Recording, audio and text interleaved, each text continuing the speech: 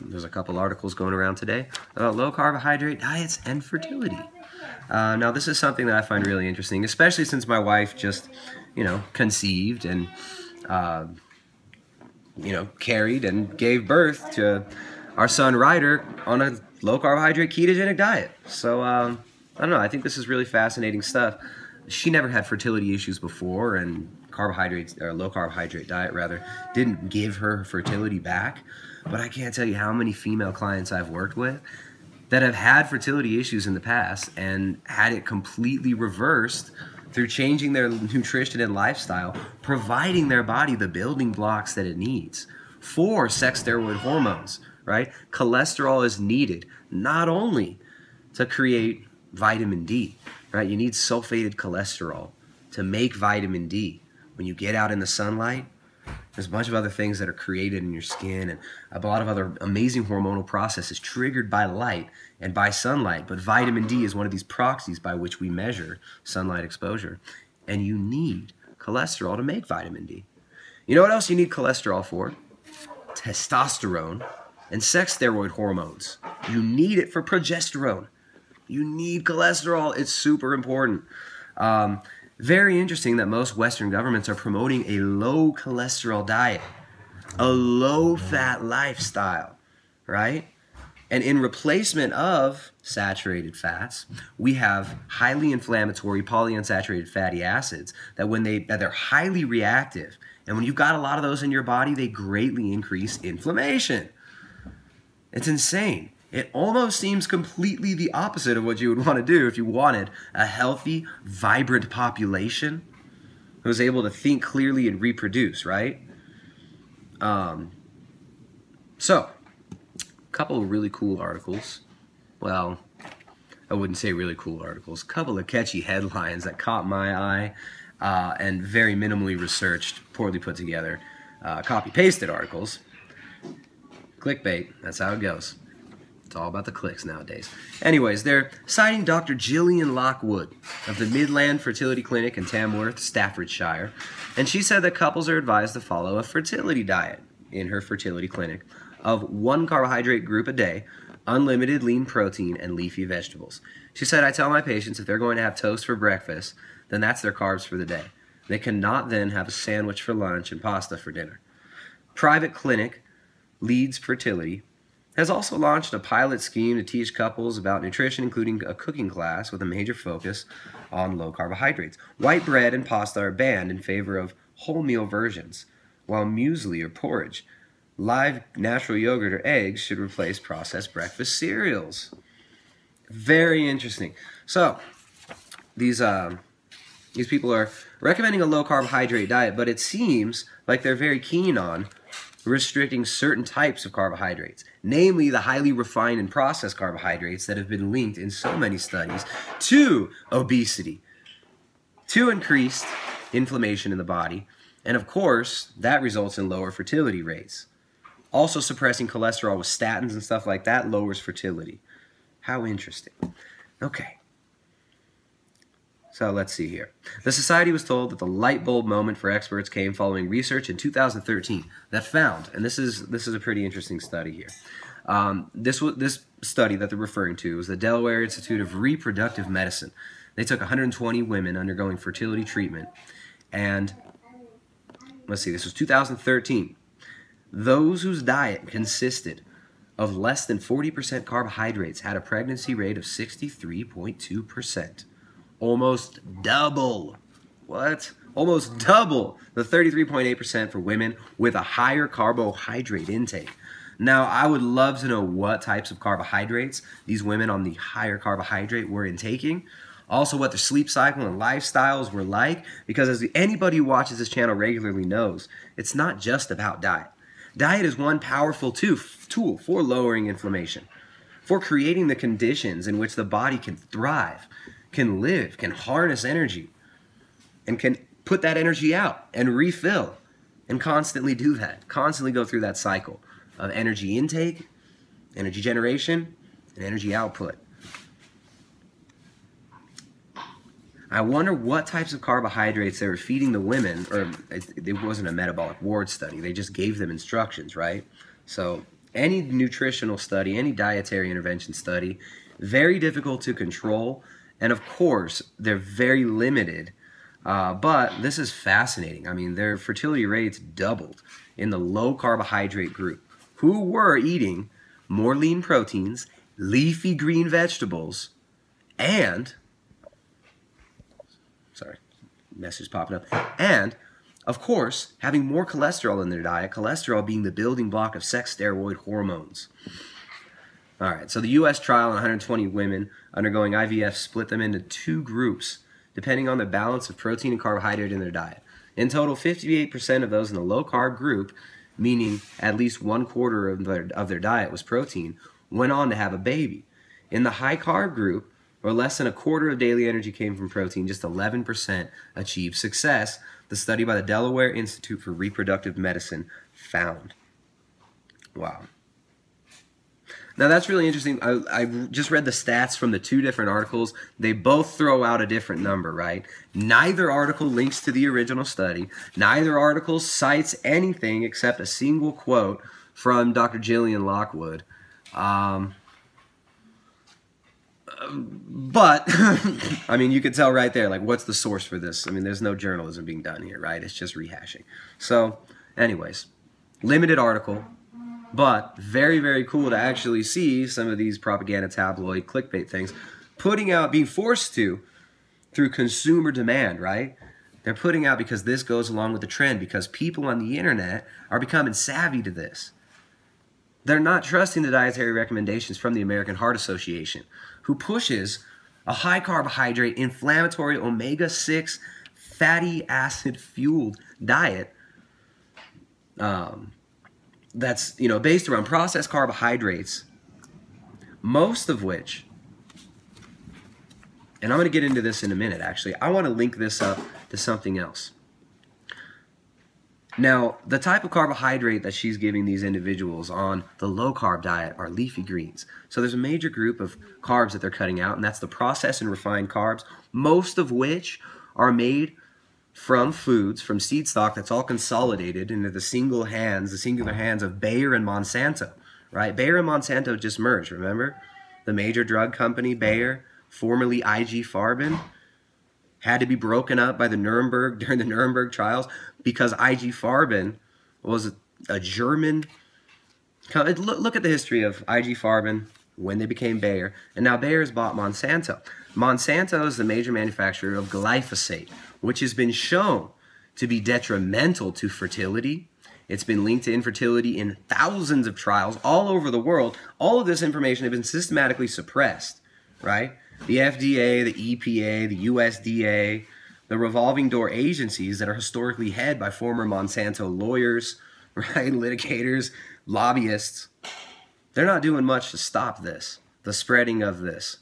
So here's an article from the failed Washington Post. The U.S. fertility rate just hit a historic low. Why some demographers are freaking out. So the United States is in the midst of a fertility crisis, right? The fertility rates are so low. Why is this? Well, most of our foods are consolidated. Most of our food supply is consolidated, right? It's coming from one single corporation, most of it. Monsanto, GMO, corn, soy, and the wheat's not GMO, but it's sprayed with glyphosate heavily, right? Glyphosate is sprayed all over the place like it's candy. California, the state of California, just came out and admitted that it is a carcinogen that causes cancer. Finally, right? So here's a link from the Washington Post. Roundup is tied to infertility and cancer. Herbicide, its maker, calls it safe.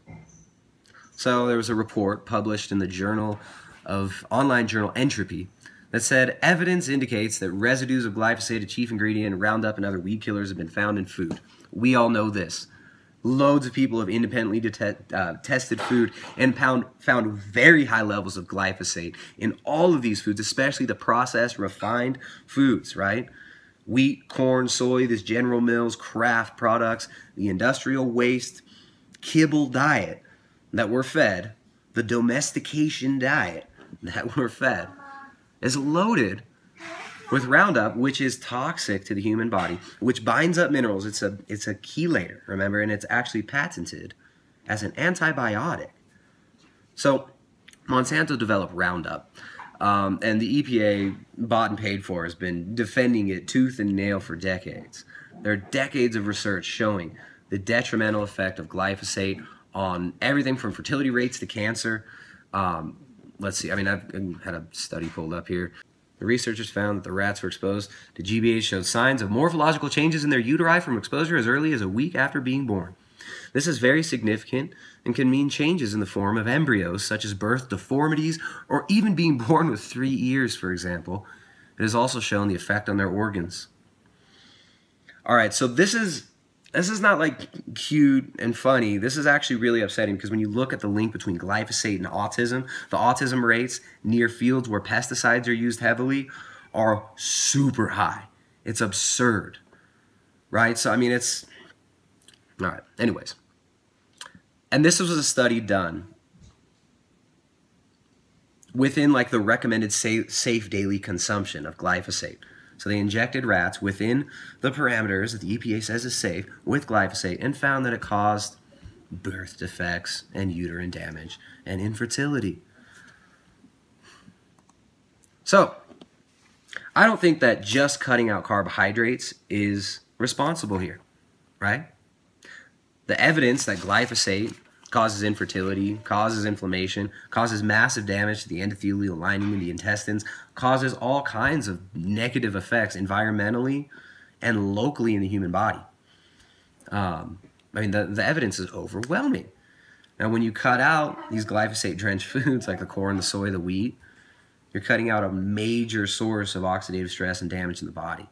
Also giving yourself loads of leafy green vegetables, loads of chlorophyll to help you harvest sunlight from your environment, right? You're giving them lean protein, fatty acids that'll be the building block, that'll give you cholesterol to be the building block of the sex steroid hormones that are required for fertility.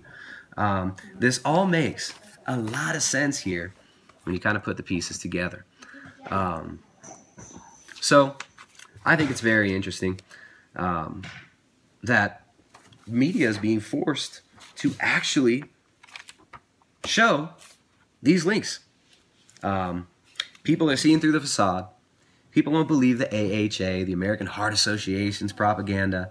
People don't believe Monsanto and Bayer's propaganda anymore. People want to take control of their life and their health.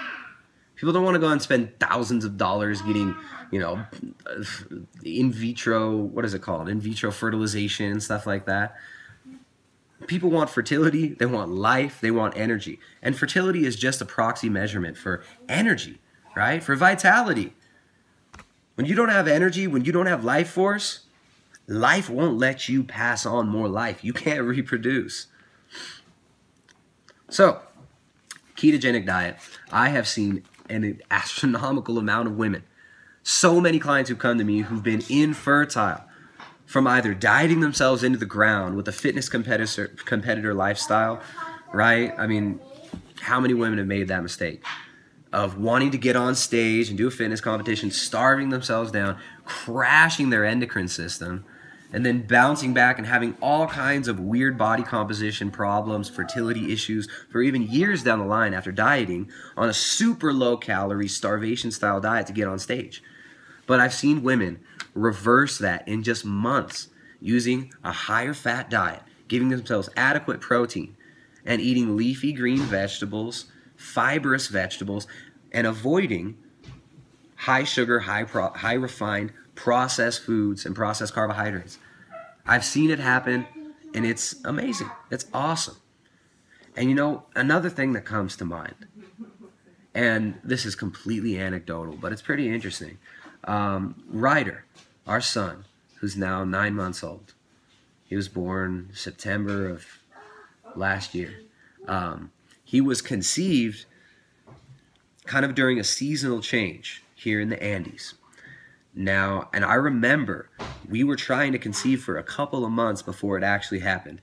And look, I'm not in charge of the situation here. We just, when we tried to conceive though, it didn't quite happen. I was a little bit reserved. I didn't know if I wanted another kid right away. So I don't know, maybe there was that holding back. But We tried a couple months and it didn't happen. And during those couple months, this was in a time when I was trying to eat more carbohydrates.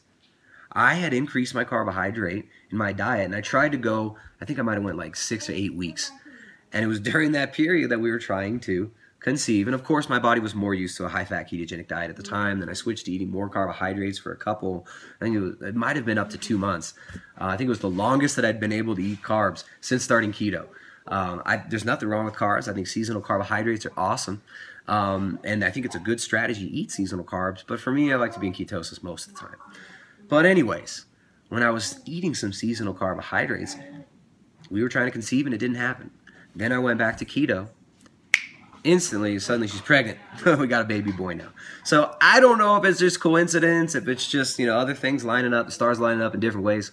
But interestingly enough, it seemed that me switching and eating some carbohydrates maybe even had an effect on my fertility. And I know I didn't feel as vibrant. I know I didn't feel as clear-headed and sharp throughout the day when I was eating higher carbohydrates during that period. Very, very interesting. So anyways, ketogenic diet's been on my radar for years now. It's been one of my favorite tools. It's been my dietary baseline for a while. And I think it's really cool that it's getting so much attention now. I mean, YouTube is flooded. Like all these old, like the fitness gurus, they're all repping keto now because they're probably looking at their Google AdSense, or what is it called, the Google Analytics. They see that no one's paying attention to their nonsense anymore, and people are being forced to talk about it. So I think it's funny. Like you got like Brandon Carter's like pushing keto now. This dude on YouTube, like some bodybuilder model guy. All these people are trying to cash in on it, but it just shows that you can't suppress this. You can't keep back the floodgates of reality.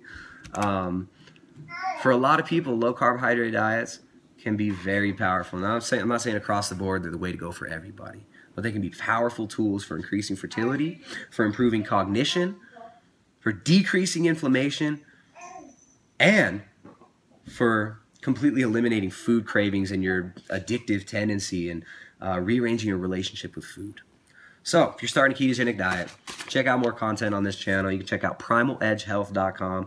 If you want one of the most, and I'm going to go ahead and say it, the most valuable resource for making you a master of your ketogenic diet, you got to check out the Ketogenic Edge Cookbook, a training manual for low carbohydrate, ketogenic, and paleo cuisine.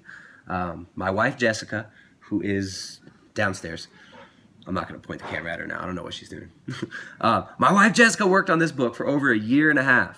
It's basically, we call it a training manual because it's not just a list of recipes. It's actually a training manual. We train you in this book how to use flavor combinations, how to use spices, how to make organ meats deliciously, right? It's an entire section showing you how to use organ meats, which are the most prized parts of the animal in nature. The liver, the heart, these things can be so, so good. For those of you who are trying to get into organ meats who've never tried it before, check out the recipe for Mama's Best Meatballs in the Ketogenic Edge Cookbook, and substitute 50% heart for half of the ground beef in that recipe, and watch how awesome it is and watch how awesome you feel after that meal. Heart's an amazing source of coenzyme Q10. Liver, another incredible organ meat, full of vitamin K2, also stores lots of vitamin D, vitamin A rather, not K2. Vitamin A, vitamin D. You're not going to get these fat-soluble vitamins in other foods in this level that you're going to find in foods like liver or heart. So check out the Ketogenic Edge Cookbook. It's available exclusively at primaledgehealth.com. You're not going to find it anywhere else. If you're interested in coaching, you hit me up in the coaching section of the website, primaledgehealth.com. And remember, a low-carb diet is not going to fix all your problems. It's not going to make you happy. It's not going to give you your life back. But it's a tool, and it's one step in taking control of this situation, right? In taking responsibility over our health, over our habits, and over what we're putting out into the world day by day. So I'll see you guys next time. You can find more Primal Edge Health.